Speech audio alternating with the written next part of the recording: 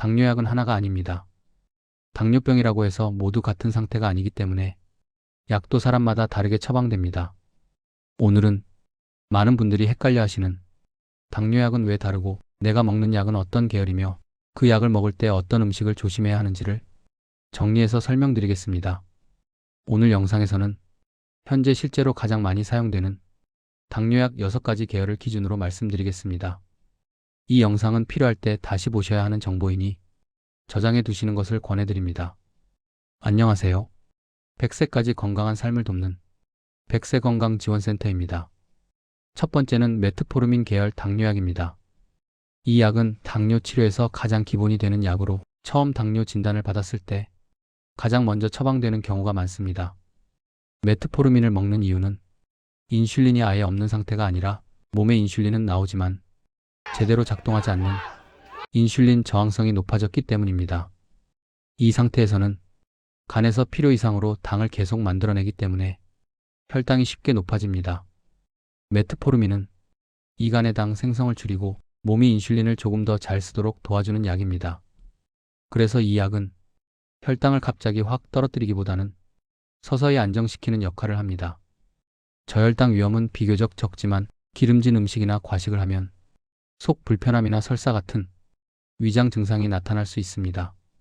메트포르민을 드시는 분들은 기름진 음식, 폭식, 잦은 야식을 특히 조심하시는 것이 좋습니다. 두 번째는 설포닐우레약의 당뇨약입니다. 이 약은 췌장에서 인슐린이 충분히 나오지 않을 때 인슐린 분비를 더 많이 하게 만드는 약입니다. 즉, 인슐린을 만들어내는 능력이 떨어졌을 때 그 기능을 억지로라도 끌어올리는 약이라고 이해하시면 됩니다. 이 계열의 약은 효과가 빠르고 혈당을 잘 낮춰주지만 그만큼 주의해야 할 점도 분명합니다.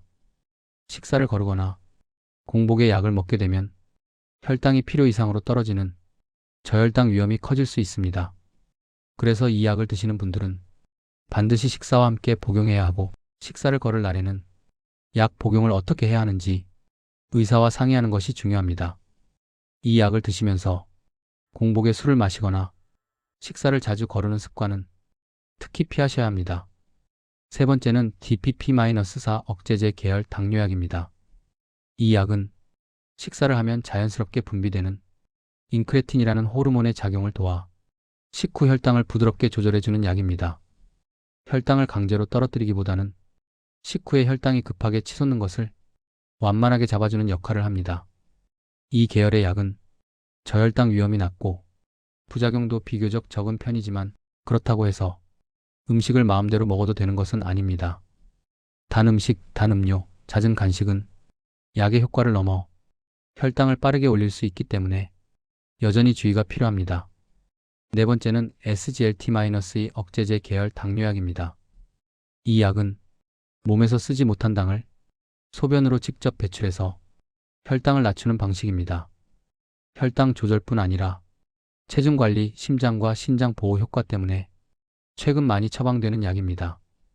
하지만 이 약은 당과 함께 수분도 빠져나가기 때문에 탈수가 생기기 쉽습니다.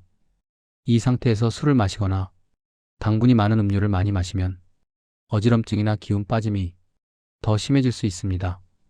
그래서 이 약을 드시는 분들은 술, 단 음료를 특히 조심하시고 수분 섭취를 충분히 하셔야 합니다. 다섯 번째는 GLP-1 수용체 작용제 계열입니다. 이 약은 주사 형태로 쓰이는 경우가 많고 식욕을 줄이고 위에서 음식이 내려가는 속도를 늦춰 혈당 상승을 완만하게 만들어줍니다. 체중 조절이 함께 필요한 분들에게 자주 사용되는 약입니다.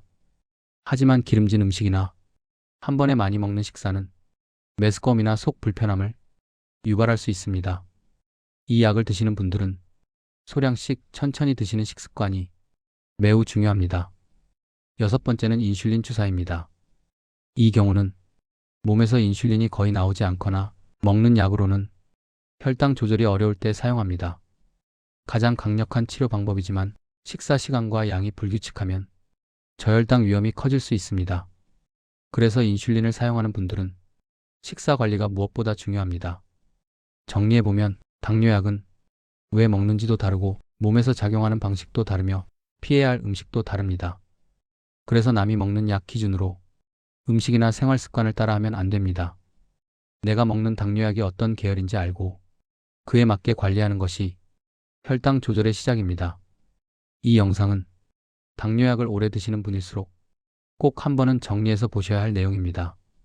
필요할 때 다시 보기 위해 저장해 두시길 권해드립니다.